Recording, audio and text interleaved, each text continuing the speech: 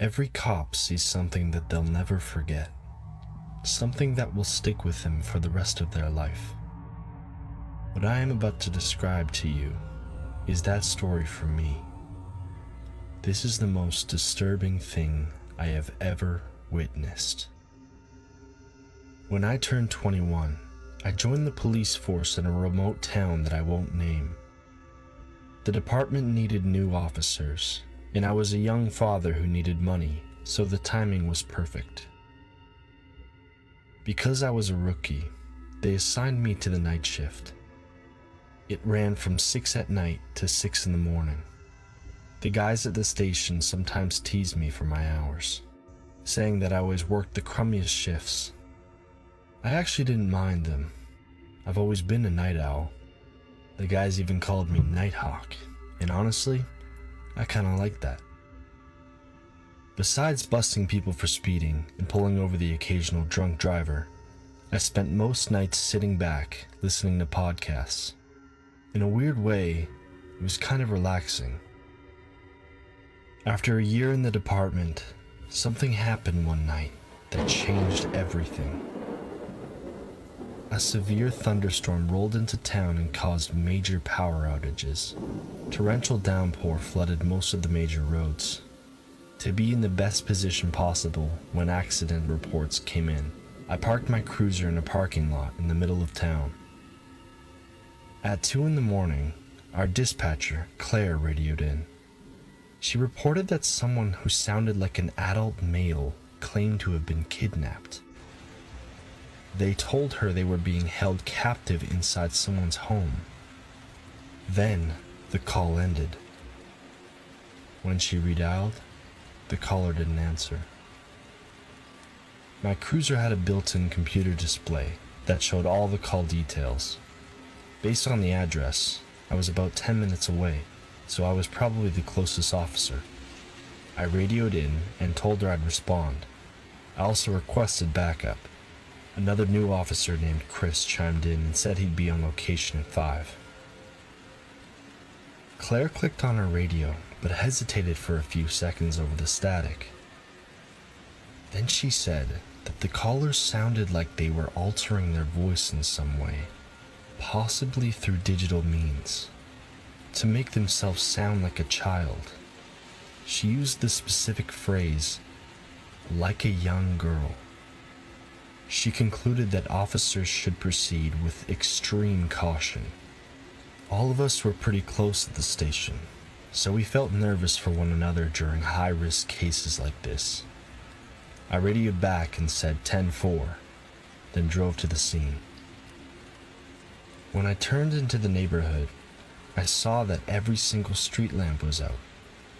The entire block had lost power. That meant we would have low visibility going into the home we were investigating, which put us in greater danger.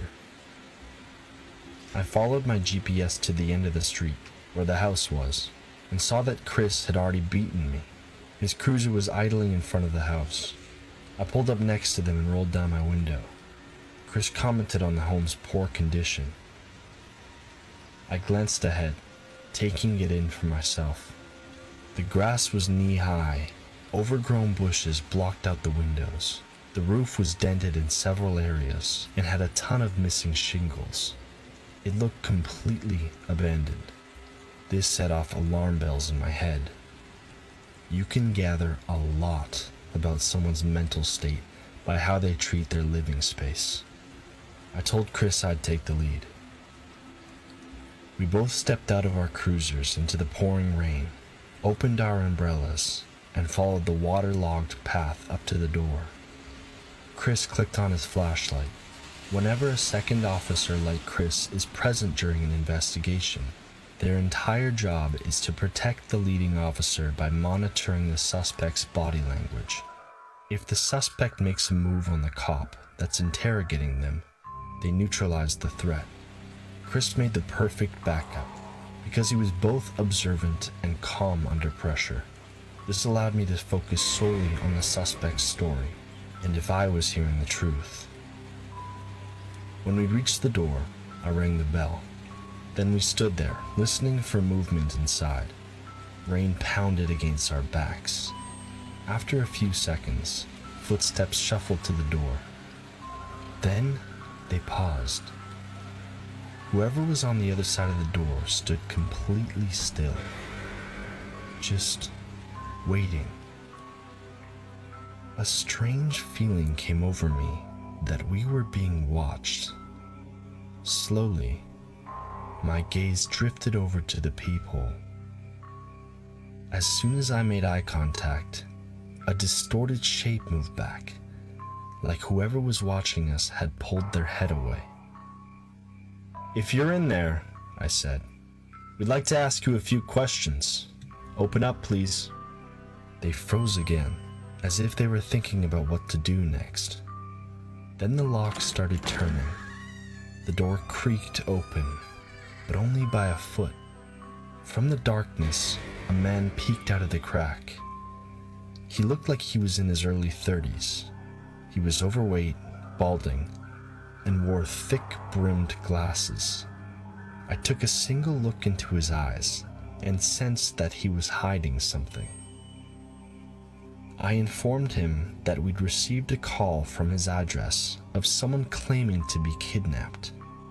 The man acted confused. He apologized and told us it must have been a pocket dial.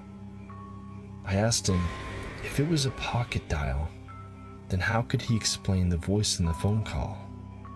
For a split second, the man averted his gaze, then said that he didn't know anything about a voice. I asked him if there was anyone else in the house, and he said he lived alone. Then I told him that, for safety reasons, we needed to have a look inside. "Not without a warrant," he said. These days, a warrant can be obtained within minutes. I went back to my cruiser, called dispatch, and requested communication with the on-call magistrate. 5 minutes later, Claire came back on the radio and told me a judge approved a telephonic warrant and emailed it. We were clear to enter. I showed the warrant to the man. He reluctantly pulled the door open, and I could see that his hands were visibly shaking. I clicked on my own flashlight and stepped inside.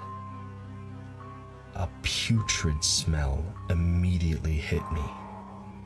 I scanned around to find the source and saw a hallway straight ahead and a room directly to my right.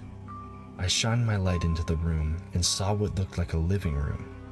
It was absolutely disgusting.